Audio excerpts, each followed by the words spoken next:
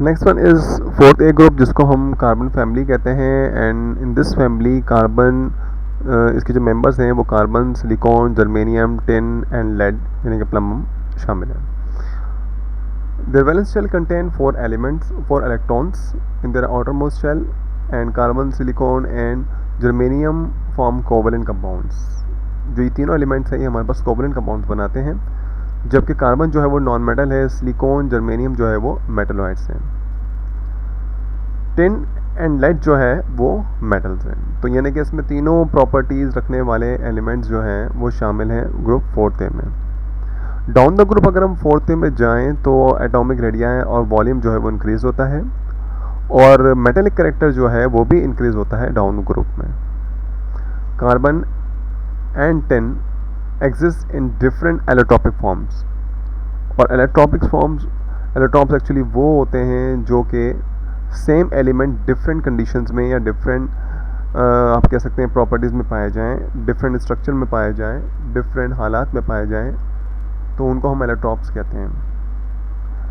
So carbon क्योंकि family जो है वो मोस्टली 8 इलेक्ट्रॉन कैरी करते हैं आउटर मोस्ट शेल में, तो उनको 4 इलेक्ट्रॉन कैरी करते हैं, तो 4 इलेक्ट्रॉन की रिक्वायरमेंट होती है। तो ज़्यादातर ये कोवलेंट कंपाउंड में जो है वो इंक्लूड हैं, यानी कोवलेंट कंपाउंड ये बनाते हैं।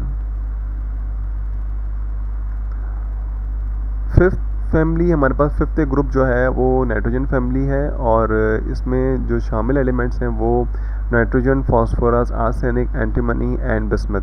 ये वो एलिमेंट्स हैं जो कि फिफ्थ ग्रुप से ताल्लुक़ रखते हैं। Nitrogen and phosphorus are non metal, while the arsenic and antimony is are the metallites, and bismuth is metal. Their valence shell contain 5 electrons, and they require 3 electrons to complete their octet. Nitrogen exists as a diatomic molecule N2 and form the number of oxides, and these oxides are nitrogen oxide, nitrogen O, NO, then N2O, NO2, NO4, ये सारे जो है हमारे पास ये oxides हैं। Small atomic size होने की वजह से लार्ज इनका आयनाइजेशन पोटेंशियल होता है। लार्ज आयनाइजेशन पोटेंशियल का मतलब ये होता है कि इनको डिसोसिएट होने में उतनी ही ज़्यादा एनर्जी की रिक्वायरमेंट होती है। नाइट्रोजन जो है उसके पास इतनी ताकत होती है, टेंडेंसी होती है, कैपेबिलिटी होती है कि वो एक्सेप्ट कर सके 3 इलेक्ट्रॉन्स को, और उसके बाद वो नाइट्राइड्स बनाते हैं। फॉस्फोरस जो है वो एग्जिस्ट करता है P4 मॉलिक्यूल के तौर पर।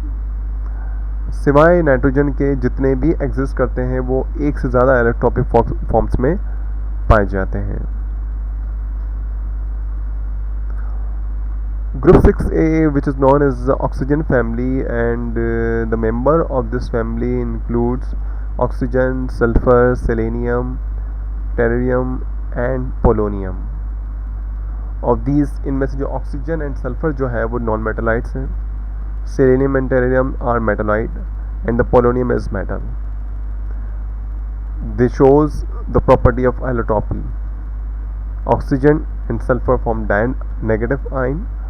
ये नेगेटिव आयन इसलिए बनाते हैं क्योंकि ये इलेक्ट्रॉन गेन करते हैं, दो इलेक्ट्रॉन गेन करके अपना इलेक्ट्रॉन जो ये ऑक्टेट बनाते हैं, ऑक्सीजन और सल्फर, और इनके जो वैलेंस शेल है वो कंटेन करते हैं 6 इलेक्ट्रॉन। तो ऑक्टेट कंप्लीट करने के लिए सिर्फ 2 इलेक्ट्रॉन्स की रिक्वायरमेंट होती है इस पूरे ग्रुप को।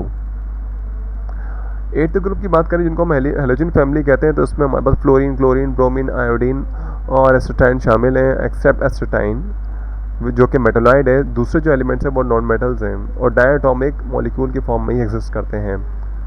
अगर रूम टेम्परेचर पे देखें तो फ्लोरीन एंड क्लोरीन जो है वो गैसेज हैं, ब्रोमीन लिक्विड है और आयोडीन जो है वो सॉलिड है। इनका वैलेंस शेल कंटेन करता है 7 इलेक्ट्रॉन्स। आउटर मोस्ट इलेक्ट्रॉन्स इनके 7 होते हैं और रिक्वायरमेंट होती है 1 इलेक्ट्रॉन की कि वो अपना ऑक्टेट कंप्लीट कर सकें। इनके पास हाई आयनाइजेशन एनर्जी होती है, लार्ज नेगेटिव इलेक्ट्रॉन्स एफिनिटी होती है, इसी वजह से है इनके पास जो है वो इजीली ये एक्सेप्ट कर लेते हैं इलेक्ट्रॉन्स को और हाइलाइट आयन बनाते हैं, इसीलिए ये हैलोजेंस के मेंबर हाइलाइट आयन की वजह से कहलाते हैं। ग्रुप 8 थे, इनको हम नोबल गैसेस भी कहते हैं, इनर्ट गैसेस भी कहते हैं, और इसमें helium, neon, argon, krypton, xenon and radon शामिल हैं। And their valence shell contain 8 electrons. 8 electrons मौजूद होते हैं इसमें। कोई ऑक्टेट कंप्लीट करने के लिए किसी इलेक्ट्रॉन की रिक्वायरमेंट नहीं होती, सिवाय हीलियम के सारे जो है वो 8 इलेक्ट्रॉन कैरी करते हैं, जबकि हीलियम जो है वो 2 इलेक्ट्रॉन कैरी करता है अपने आउटरमोस्ट शेल में। इसके अलावा एलिमेंट्स जो हैं वो स्टेबल समझे जाते हैं एक्सेप्ट फ्यू के, क्योंकि इनका ऑक्टेट या डुप्लेट कंप्लीट होता है तो ये ज़्यादातर स्टेबल कंडीशन में रहते हैं, रिएक्टिव कंडीशन में नहीं होते, ना ही किसी से रिएक्ट करते हैं, ना कोई बॉन्डिंग करते हैं, तो ये स्टेबल इस वजह से होते हैं।